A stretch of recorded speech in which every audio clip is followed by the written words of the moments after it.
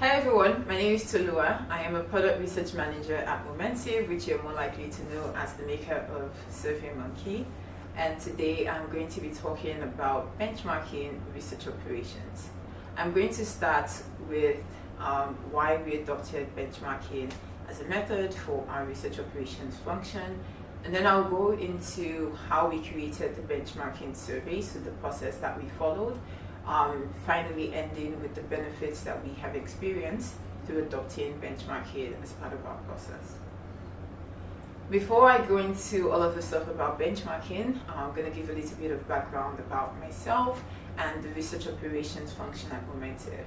This is a picture of my parents and I at what I believe was my 1-year-old birthday. My parents are smiling because they don't know that they have just given birth to one of those annoying children who always ask questions about any and everything. Thankfully, I kept my curious mindset throughout my life, and that is what led me towards a career in research. This mindset, this researcher mindset, is what I bring to all of the things that I do, and is why when I was spearheading the Research Enablement Initiative at Momentive, decided to apply research methods as a part of our process. Now, what is the Research Enablement Initiative? The way we think about it at Momentive is that it's sort of a subset of our research operations function. So while research operations covers everyone who does research, including the researchers, we think of research enablement as a process that is sort of democratized amongst the research team members to better enable and support our partners, that is design, product management, product marketing, who do research. And because we can do all of the things, we adopted a couple of the pillars from the research operations function, focusing specifically on the ones where our partners were most engaged in when it came to the research process. So that is recruitment, sourcing and identifying participants for the research, guidance, so that is providing ways for people to get started, whether that is with methodology or providing templates that they could use or one-on-one consulting, and finally knowledge management. So that is creating a research repository of some sorts, just a way for people to access previous research that has been done. So we wanted to get started with the Research Enablement Initiative, and around the time that we were doing that, I had just completed a benchmarking study for the SurveyMonkey product. And so I'd seen some of the benefits of running a benchmarking study and decided to employ that for our Research Enablement initiative, since we were at the point where we wanted to identify what the current state of things were, as well as be able to meaningfully track whatever we decide to do over time to see the impact that it would have on people's experiences. For people who are not familiar, benchmarking is a UX research method that is used to evaluate an interface by tracking metrics over time. In our case, because we're not evaluating an interface, we decided to use it to track the delivery of our service to our partners over time by really focusing on understanding what people's perception of support was from our team. So now to create the benchmarking survey, the first thing that we needed to do, which is what you would do if you were to create any survey, is clearly define what the survey goals are. This is really important because this is what informs the metrics that you would want to track, which is sort of the key part of a benchmarking survey.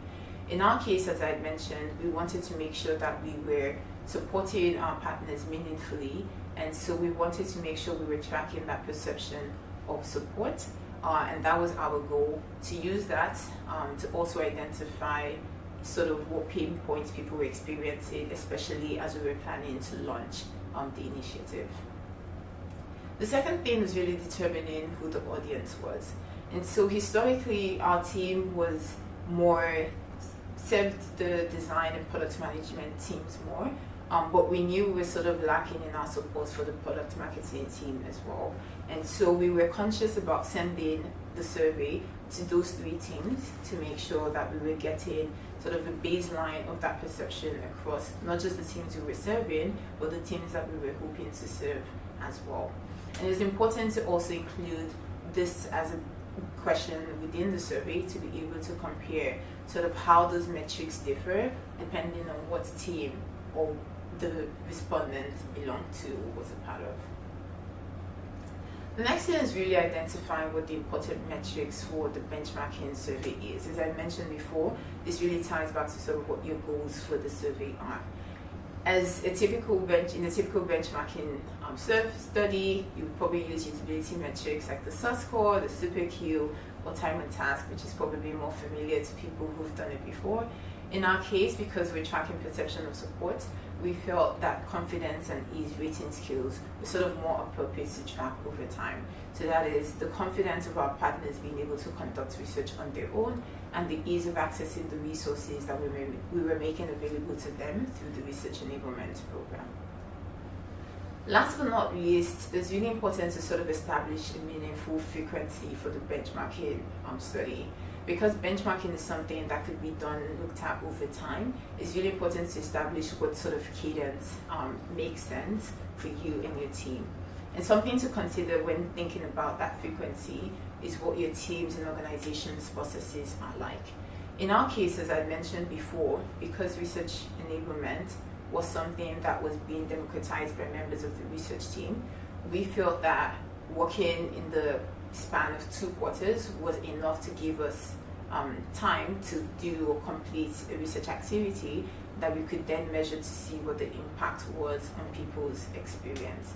And so if you are working on sort of an annual goal basis or working on a quarterly basis, it might be important to sort of align the benchmarking survey to that so that you can meaningfully compare the survey over a time cadence that makes sense.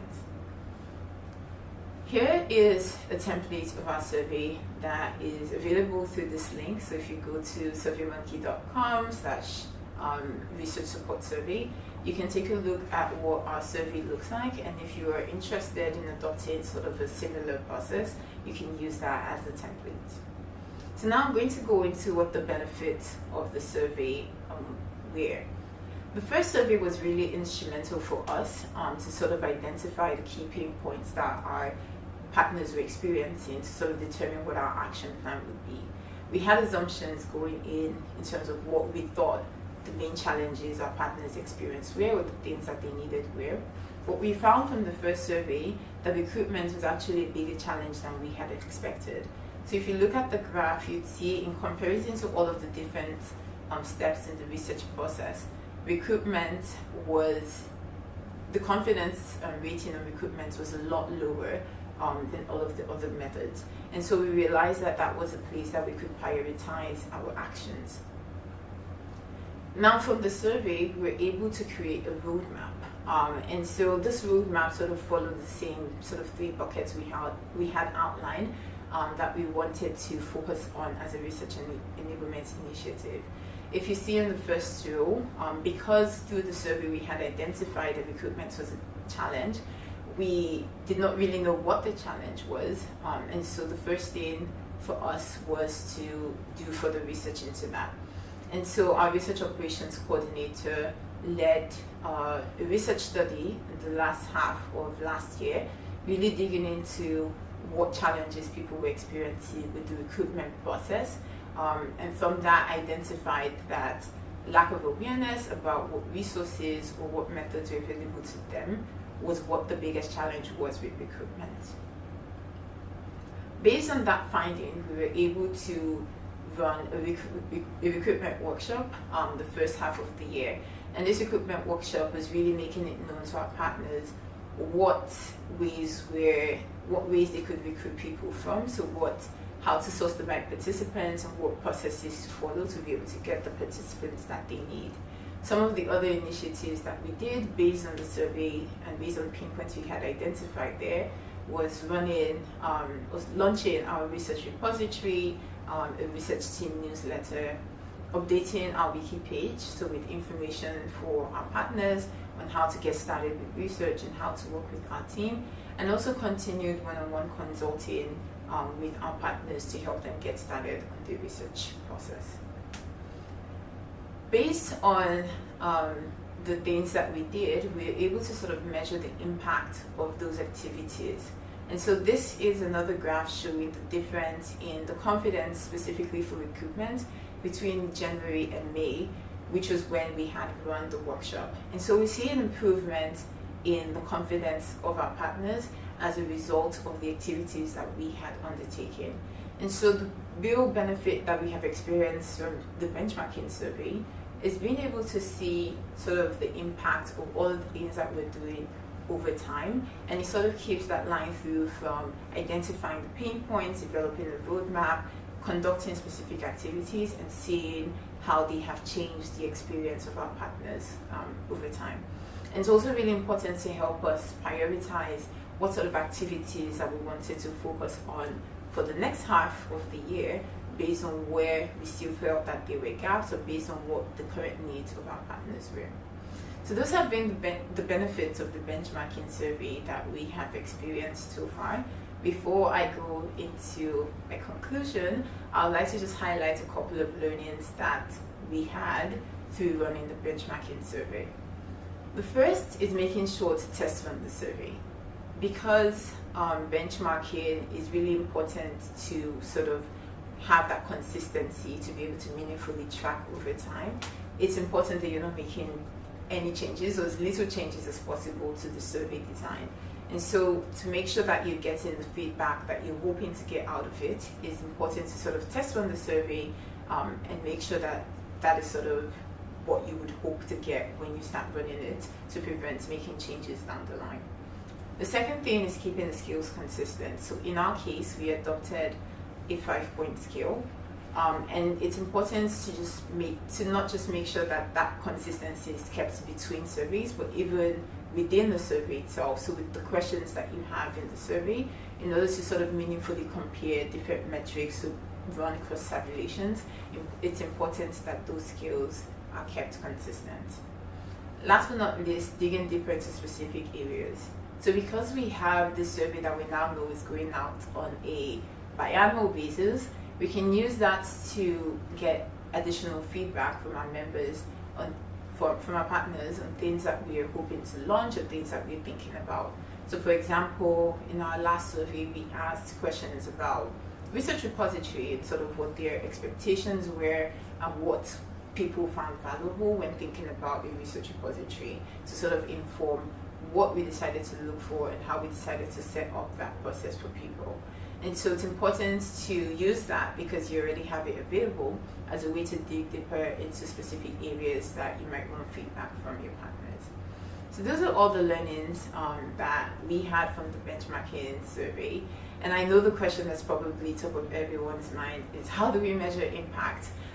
This is an example of how we have done it so far at Momentive.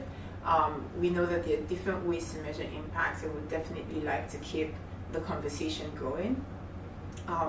We know that the work we do as researchers, as research operations people, is valuable, and it's really important that we can demonstrate that value to the organizations that we are part of. I would like to keep the conversation going. I'm based in Toronto, so always down to grab a coffee and chat, but you could also find other ways of contacting me on my website, www.tuluwawadia.com. That is all I have for today. Thank you so much for your time.